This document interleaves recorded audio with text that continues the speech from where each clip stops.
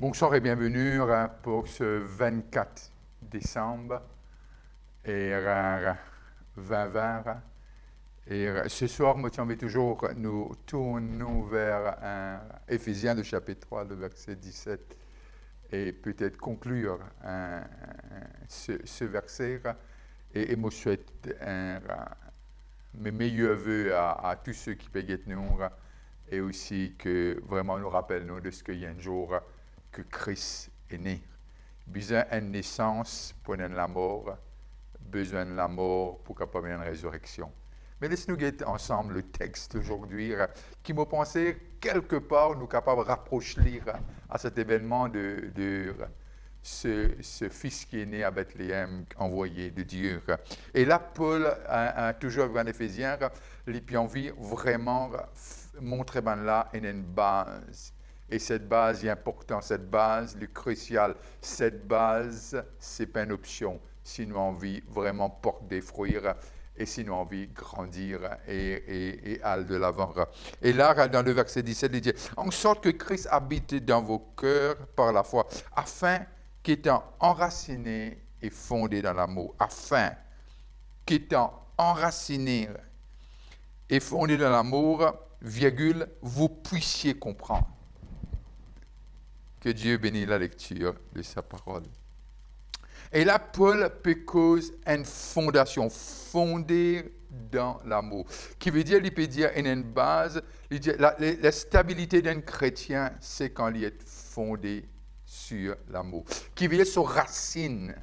Et nous trouvons juste avant, nous lire que Christ habite dans nos cœurs, mais simplement que Christ habite. Nous ne sommes pas capables de dire que Christ habite en nous et l'amour n'est pas là. Ça n'existe pas. Alors, qui veut dire là où Christ est, l'amour est. Alors, Paul peut dire, nous avons besoin d'être enracinés et fondés dans cet amour. Fonder, et il peut dire quelque part, qui tourne, qui veut dire la vie même, il prend sur la force et l'énergie qui nous besoin, la puissance, et tout un nutriment qui nous besoin pour vivre, il a besoin de tirer de l'amour. Quel amour? L'agapé, l'amour de Dieu. Et là, Paul, comme s'il est bien insisté, et puis il dit, afin que, après, nous pouvons dire ça, si nous gagnons le temps aujourd'hui. Mais simplement, et Paul amène nous dans sa défaut-là, sa délimage-là, un arbre enraciné, un bâtiment fondé. Mon pensée est important, nous lire en tant que bâtiment aujourd'hui fondé, parce que l'Église, c'est l'édifice, c'est le temple. Nous sommes, vous êtes, je suis, on est le temple de Dieu. Et là, il peut dire, fondé dans l'amour. Un bon bâtiment, il demande toujours qui soit fondation solide. Mais paradoxalement, celle qui ne peut pas trouver, c'est la fondation d'un bâtiment. Et simplement, celui qui ne bâtit lire, celui qui connaît combien solide est la base même de ce bâtiment. Plus haut le bâtiment est, plus fond nous besoin fouiller. Alors, c'est un peu comme l'arbre qui se racine, l'y pénétrer le plus profond, et c'est un arbre qui est difficile que je les porter. Peut-être une branche pour casser, peut-être une feuille pour tomber, peut-être pour subir un peu vraiment les conséquences de tout ce qui est le stress de la vie, etc., de la nature. Mais l'arbre, quand sa racine est profond, il devient presque impossible pour bouger l'arbre. Alors, Paul peut dire, et besoin fouille bien fort et vraiment qui nous capable de bâtir selon l'architecte. Et Paul fait une référence au livre de Corinthiens lorsque il dit la même chose dans le livre de Corinthiens, le chapitre 3 et le verset 10, et dit qu'il dit, selon la grâce de Dieu qui m'a été donnée, j'ai posé le fondement comme un sage architecte. Et un autre bâtit dessus, mais que chacun prenne garde à la manière dont il bâtit dessus. Car personne ne pose un autre fondement que celui qui a été posé, savoir Jésus-Christ. Et là, nous arrivons qui Paul, il cause aussi aux Corinthiens, il peut dire cet fondement. Et là, il peut cause à l'église d'Éphèse, il peut peut-être comprendre combien il est important, combien il est crucial, combien qu'il peut dire, je progrès, je succès, je avancement, et je réussite, il dépend de ce fondement. Non seulement que Christ habite, et lui dire maintenant enraciné dans cette personne qui est Christ. Et Christ est amour, Dieu est amour. Est enraciné et nous besoin faire attention. Parce que nous, l'émotion, les genoux sont tout extraordinaire. Connaître bien qu'il nous être émotionnel, mais Dieu est venu afin de restaurer ce que Adam a perdu dans le jardin d'Éden, parce que nous réalisons qu'Adam, à partir du péché, il commence à avoir peur, qui veut dire qu'il commence dans l'émotion. Et là, Dieu a envie qu'il vraiment nous pas une monde émotionnel, parce que maintenant, bien qu'il nous émotionnel, connaît aussi que l'Esprit de Dieu habite en nous. Alors, il y a quelque chose qui nous a fait taire. Pour nous capables d'être objectifs, nous ne sommes pas capables d'être émotionnels. Nous sommes besoin capables de mettre les choses en face telles qu'il est et en même temps prendre les choses et essayer de faire face à eux. Et là, Paul peut dire un fondement qui peut durer, un fondement qui est temps pour passer, mais simplement l'édifice il pourrait solide, bien bâti. Alors, un bâtiment qui peut rester et qui peut faire face à beaucoup de difficultés, mais simplement le bâtiment pourrait être intact parce que le fondement est bien solide. Et il y a des exemples que Jésus servir, et nous guettons un petit coup dans Matthieu et dans Luc, et il y en a un là-dedans qui est intéressant. Tous les deux, je te raconte un peu ce qui passait, mais simplement une différence dans les mots servis par Luc et aussi par Matthieu. Matthieu, le chapitre 7, le verset 24, dit nous comme ça, de ce qui c'est pourquoi quiconque entend ces paroles que je dis et les met en pratique sera semblable à un homme prudent qui a bâti sa maison sur le roc. Ici, il veut dire, c'est pourquoi quiconque entend ces paroles sera semblable à un homme prudent qui a bâti sa maison sur le roc. Et puis il dit qu'il a pris tomber, etc., etc. Mais par contre, Luc lui servit quelques mots qui Matthieu pas dit nous. Luc, le chapitre 6, le verset 48, et voilà ce qu'il dit, 6, 48. Et lui dire, il est semblable à un homme qui, bâtissant une maison, a creusé profondément. J'aime ce que Luc nous dit. Il est semblable à un homme qui bâtissant une maison, a creusé profondément et a posé le fondement sur le roc. Une inondation est venue et le torrent s'est jeté contre cette maison sans pouvoir. Le but, c'est l'ébranler, mais sans pouvoir l'ébranler. Pourquoi? Parce que cet homme a creusé profondément avant de mettre la fondation, parce qu'elle était bien bâtie. Et nous trouvons Luc, il apporte une description que Matthieu, c'est pas de ce que c'est en contradiction, loin de là. Mais je trouve que Luc, lorsqu'il décrit cet épisode, et il met qui il fait l'emphase, le creuser profondément. Et là, on arrive à comprendre de ce qui fait ce qu'il nous envie. Le fondement, il peut être testé. Le fondement, il peut être testé. Alors, nous devons comprendre ce qui est fondé dans l'amour, ce qui veut dire l'amour, ce n'est pas quelque chose qui n'est pas solide. L'amour, parce que Dieu est amour, l'agapé est solide. Est tellement solide que c'est comme le roc. Et alors, Paul peut dire à l'église d'Éphèse, afin que tu sois capable de comprendre la largeur, la grandeur, la profondeur, j'ai besoin d'arriver à comprendre de ce que La base, c'est l'amour. Et sans l'amour, bien sûr que sans la foi, on ne peut pas plaire Dieu, mais sans l'amour, on ne peut pas avancer. C'est pour cela quand nous lisons Matthieu 5, 6 et 7, nous arrivons à comprendre qui Jésus peut dire nous.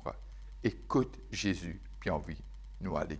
Alors, nous devons comprendre de ce que Paul peut causer à un disciple d'Éphèse et il peut montrer qui besoin faire parce qu'il a envie que la plénitude de Dieu capable de demeurer.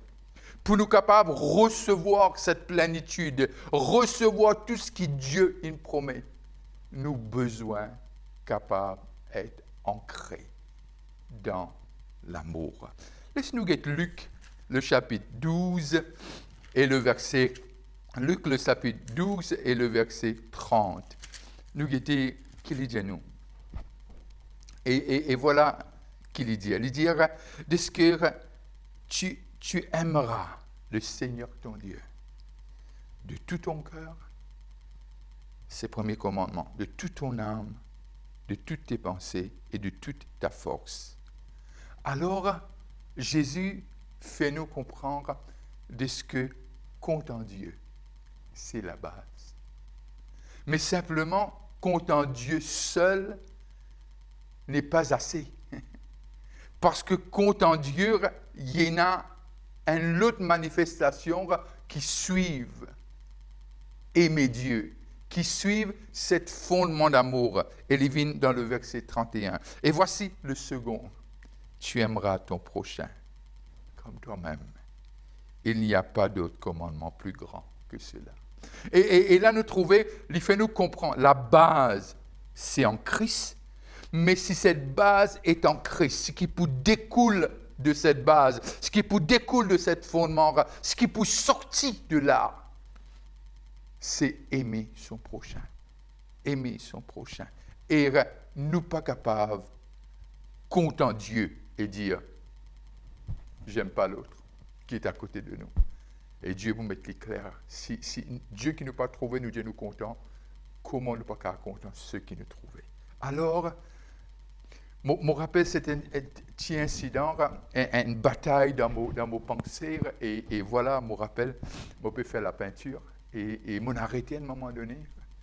Me dit, ok, il y a une personne qui dans ma vie, et voilà, qui a une amitié de longue date. Et je peux dire moi-même, est-ce qu'il est capable vraiment de continuer de l'accepter maintenant comme ami? Et voilà quelque chose que Dieu arrête moi et dit moi. Il dit moi, si moi, m'on appelle toi ami, qui es-tu pour ne pas appeler celui qui t'a blessé ami? Et cela, il arrête moi et peut-être il fait moi réfléchir de ce que compte en Dieu, besoin égal à compte en nos prochains. Et il y a plus que cela, Nous vous lire ensemble tout à l'heure, mais simplement, croire dans Dieu veut aussi, nous pas être appelés, choisis pour juste croire dans Dieu. Nous finissons être appelés pour compte en Dieu. Parce que Dieu, c'est une personne. Alors, croire dans Dieu, c'est important, mais ce n'est pas suffisant. Nous besoin aussi compter celui dans qui nous mettons nous l'espérance et dans qui nous croit. Un genre, l'épître de Jean, le chapitre 4, le verset 8. L'épître de Jean, le chapitre 4 et le verset 8. Et dis-nous, un épître de Jean, le chapitre 4, verset 18, pardon. Et voilà ce qu'il dit à nous. Un genre 4, 18. Et voilà ce qu'il nous dit. La crainte n'est pas dans l'amour, mais l'amour parfait bannit la crainte. Car la crainte suppose un châtiment, et celui qui craint n'est pas parfait dans l'amour. Alors, lisez-nous que vraiment l'amour lui bannit la crainte. Alors, ce qui Dieu a toujours envie, cette relation entre père et fils, père et fille. Alors, nous avons besoin de comprendre ce qui est fondé dans l'amour. C'est quelque chose qui, pour garder nous dans un moment difficile, pour garder nous quand nous avons besoin de prendre une décision, pour garder nous toujours Et le désir de Paul, qui est vraiment la base de l'église d'Éphèse, qui veut dire, l'église de Pécole, chaque individu, chaque monde qui est dans l'église, c'est le temple de Dieu, c'était bâti. Nous, qu'est-ce qui Matthieu dit nous lorsque il cause encore de l'amour? Matthieu, le chapitre 5, le verset 43 à 48. Matthieu 5, 43 à 48. Vous savez, après qu'il a été dire le sermon sur la montagne, tu aimeras ton prochain et tu haïras ton ennemi. Mais moi, je vous dis, c'est Jésus qui dit, aimez vos ennemis, bénissez ceux qui vous maudissent. Faites du bien à ceux qui vous haïssent et priez pour ceux qui vous maltraitent et qui vous persécutent, afin que vous soyez fils de votre Père, afin que vous soyez fils de votre Père, et votre Père qui est dans les cieux. Car il fait lever son soleil sur le méchant comme sur les bons. Il fait pleuvoir sur le juste et sur les injustes. Si vous aimez ceux qui vous aiment, quelle récompense méritez-vous? Les publicains aussi n'agissent-ils pas de la même? Et si vous saluez seulement vos frères, que faites-vous d'extraordinaire? Les païens aussi n'agissent-ils pas de même? Soyez donc parfaits comme votre Père céleste est parfait. Quand il peut être parfait, là, il peut dire qui nous capable, content, fondé dans l'amour. Et là, Jésus explique nous avec plaisir, même de l'ennemi, même ce qui fait toi du mal, même ce qui n'est pas content de toi, tu as besoin de prier, tu as besoin de faire du bien. Et là, il dit, sois parfait à la fin. Et qu'il peut causer, qui veut dire l'amour agapé, c'est l'amour parfait. Et puis il y en a d'autres qui sont capables d'être plus solides que ça. Et quand nous lisons dans Philippiens 2, 4, 5, il dit, nous besoin dans les pensées de Christ. Les pensées de Christ, c'est quoi? Et Christ, les pensées de Christ pour son Église, pour son peuple, pour l'humanité. Il est venu pour sauver, qui veut dire il aime. Il aime. Alors, fondé dans l'amour, c'est quelque chose d'impératif. Et nous connaissons ce fameux verset, 1 Corinthiens 13, que décris-nous l'amour. Nous avons dit ça la semaine dernière, nous allons continuer peut-être lire, méditer. C'est quoi l'amour? Et Paul explique encore une fois. Je vais juste terminer sur Actes des Apôtres, le chapitre 16 et le verset 25. Actes des Apôtres 16, 25. Et voilà un incident qui est intéressant. Et pour montrer nous de ce que un petit épisode de Paul et de Silas, et 16, 25 de Actes des Apôtres, disait-nous, tout à coup, ils se firent. Nous le prenons à partir du verset 25 et 26, on va le faire. Vers le milieu de la nuit, Paul et Silas prièrent et chantèrent les louanges. Ils priaient et chantèrent les louanges de Dieu, et les prisonniers les entendaient. Et là, Paul finit de fouetter et Silas. Je finis vraiment persécuté, je peux souffrir physiquement dans les corps. Dans les corps. Ça ne veut pas dire qu'on est fondé dans l'amour de ne pas être persécuté. Mais guide cette réaction même dans la souffrance. Dans la souffrance. Je commence à chanter et je commence à louer Dieu. Pourquoi? Parce que Paul et Silas, ce qui arrive à ce niveau-là, où Christ demeure en eux et ce qui est fondé dans l'amour. Mon papa veut dire par là aujourd'hui de ce que quand on est fondé dans l'amour, les persécutions ne viennent plus. Mais on a cette force, même dans les tribulations, même dans les moments difficiles, nous capables de louer et chanter la gloire de Dieu. Et nous trouver que cette louange qui même secoué les fondements de la prison. Pourquoi? Parce que l'amour, comme quelqu'un dit, l'amour est aussi puissant. Il est capable de faire l'acier fun. C'était une phrase d'une personne. Il dit l'amour capable de faire l'acier fun. Qui veut dire, c'est possible d'aimer. D'aimer ceux qui font nous-mêmes du mal. Et c'est le message de la naissance de Christ, c'est que Dieu a tant aimé le monde. Et je pense ce 24 décembre, ce soir, on appelle les veillées de Noël. Et moi, je peux dire qu'il y a beaucoup moins devant le sapin ou quoi, mais je peux dire qu'il y a un jour qu'il est né. Est-ce que c'est un 25 décembre? Je ne sais pas. Mais il est né. La Bible me dit dans Ésaïe, le chapitre 9 et le verset 6.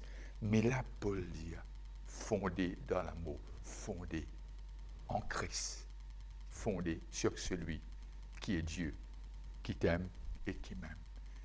Et cet amour, cette base, sera aussi notre force, même dans les moments difficiles, de pouvoir louer, exalter Dieu.